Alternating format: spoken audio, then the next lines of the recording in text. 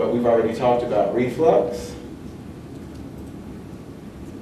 And in a second, I'll play you this reflux larynx, but some of the things that I'll just point out even on this picture, this big glob of mucus back here, when that refluxate comes to the back, so this area right here is where the swallowing tube would be and where it opens.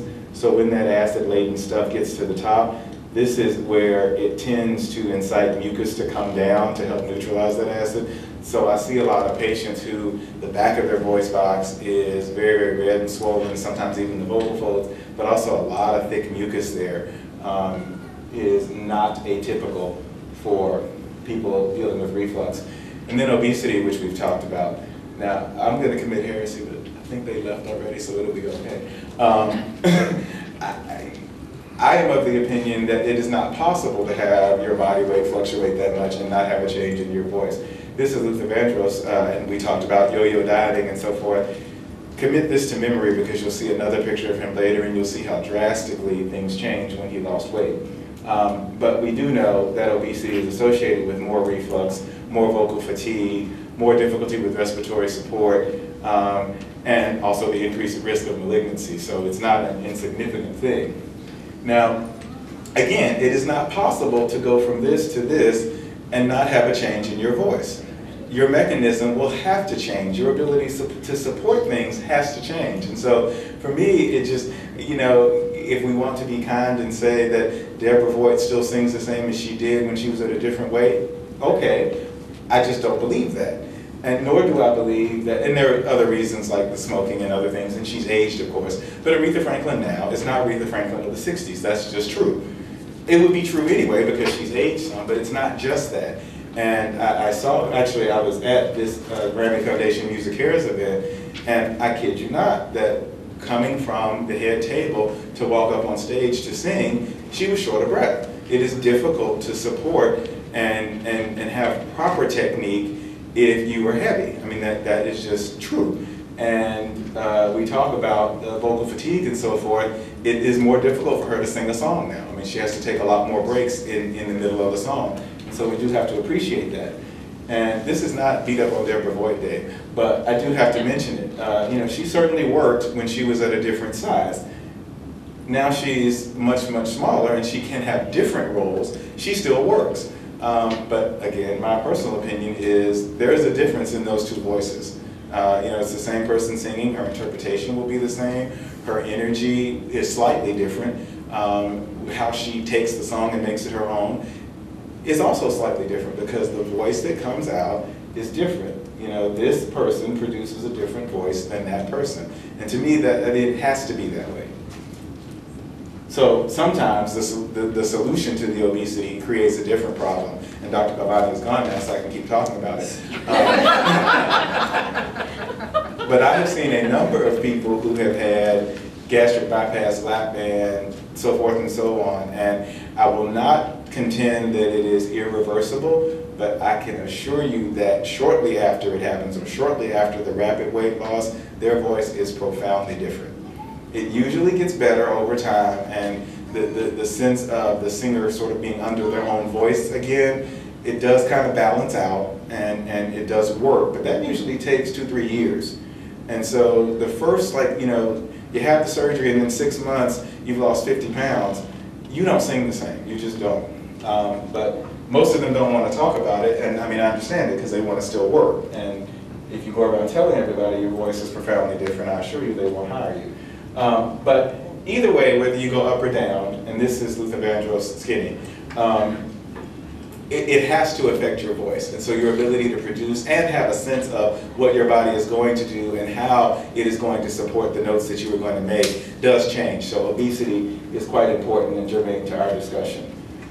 So some of the things that we talked about, hopefully we won't have to go to quite this measure to protect ourselves from colds and flu and so forth, but do keep in mind that there are some preventive things, certainly vitamins and minerals that we can take that will help ward off these infections and help keep us out of trouble. And certainly the best way to treat many of these disorders and maladies is to avoid them altogether. And so preventive care is a huge thing.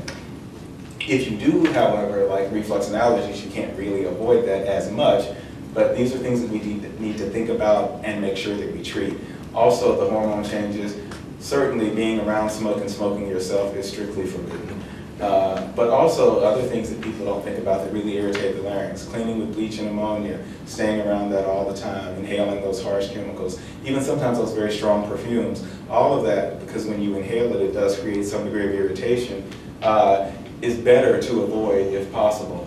Some other things that get me in trouble, not so much the alcohol for me, but that caffeine thing, that's a little hard, because you know, getting up in the morning, I sometimes need a little help.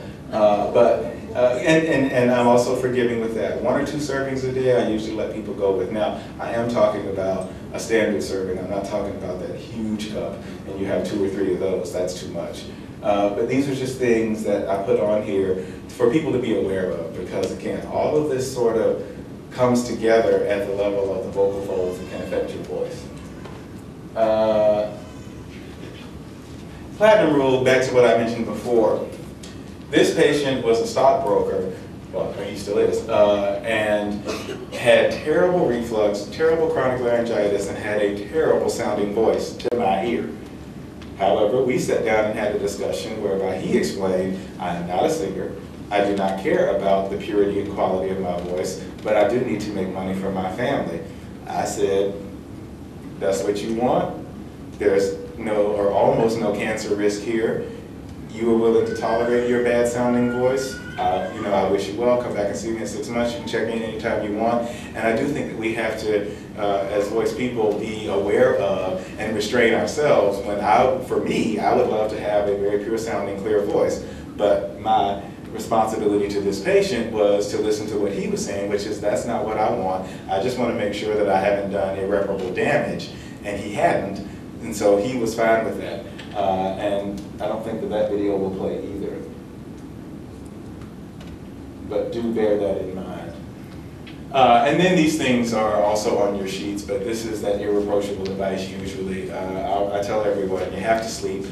As Ms. Johnson was talking about the life of someone who's touring, you know, playing a date, and then, well, once you make it to the level where you actually have a driver and sleeping on a tour bus, it's really not a good way to live. Even worse is before you get to that level and you play your date and then you have to load up the truck yourself and the 3 people in the truck are taking turns driving and then you have another date the next morning. That's clearly no way to live. But yeah, making sure you have rest and your body can regenerate itself and repair things that happen during sleep, absolutely critical. 8 to 10 8-ounce glasses of water per day, minimum.